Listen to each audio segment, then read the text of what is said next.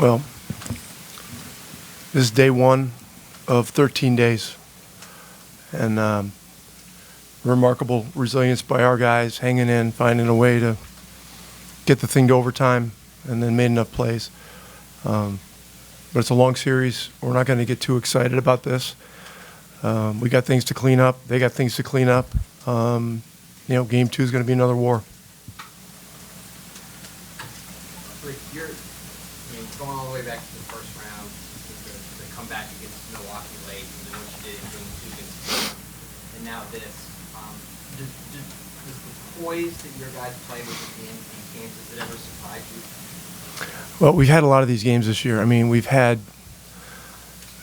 probably had a dozen of them throughout the season. A lot of the games early where we were struggling were games we had to pull out. There were clutch games when we weren't playing particularly well, and it's a muscle. The more you exercise it, the stronger it gets, and it's not easy. It's not easy. There's been a lot of wild swings and scores throughout the season and the playoffs, but you certainly don't take anything like this for granted. This is very, very difficult to do, but it's a 48-minute game, and we always say, Pacer basketball is 48 minutes, and tonight it was 53 minutes. What did you make of Aaron's shot making run in that last 5 minutes of the game? Well, Aaron,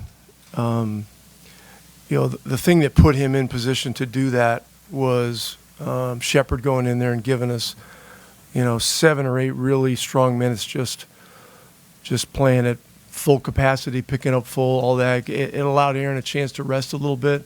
So he came back in the game fresh, and he had his legs. And I don't know how many he made down the stretch. Seemed like it was 5 or 6 or 7, 6. They were all very much needed. And look, NBA players are amazing. I mean, these guys get on a roll, and they do amazing things. And so, Brunson makes stuff like this look routine. Aaron got hot certainly at the right time. Rick, you obviously, this is about today's game and this year, but you're familiar with NBA history. Was there a part of you when Tyrese did the choke gesture and Miller's on the call? Do you appreciate the historical tie-ins here? I'm not getting into any of that stuff. Doesn't make any sense. This fan base is difficult enough to deal with without getting into a lot of unnecessary words. I mean, we have great respect for these guys. They beat us 2 out of 3 during the season. I've been watching them plow through great teams. It's day one of 13 days. Rick, when Tyrese's shot at the regulation goes up in the air, do you think the game over? Did you think he had any chance of coming back out? I mean, at first I thought he was behind the line, so I thought maybe the game was over. Everybody reacted, but look, it's the emotions of the playoffs are such that you expect there to be some reason that it's not total exuberance, So, look, we got to overtime. That's good, and we had 5 more minutes of life, and found a way. So, when the ball went up in the rim, did you think game over? Like, did you think it had any shot of coming back down and going in? It looked like it had a chance. It was awfully high.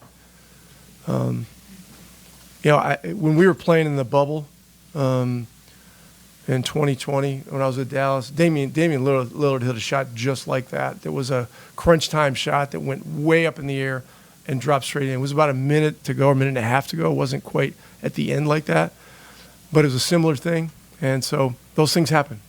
Rick, this is the largest comeback in the final minute of the playoff game since at least 1998. You were down by 9 points. What was it about previous instances where you guys were able to come back that in this hostile environment just didn't seem to get shook by it at all?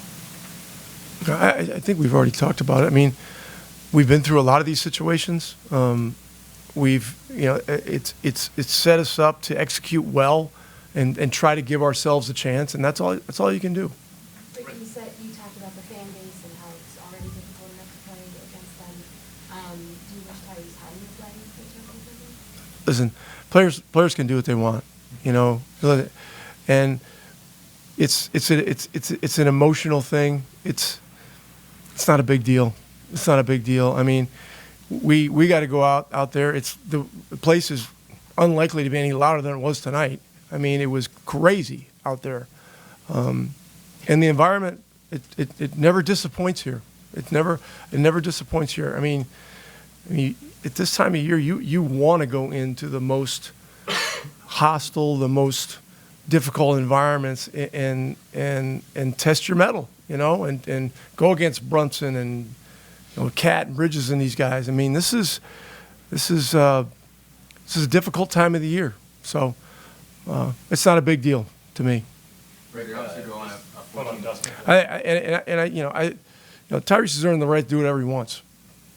They've obviously go on that 14-0 run when Brunson checks out early in the fourth quarter. What did you guys have to do just to stabilize? Obviously, Aaron making those shots is a big piece of what across the board did you guys have to do to sort of get right in that period, in that stretch? Well, I mean, we were very much teetering on the edge.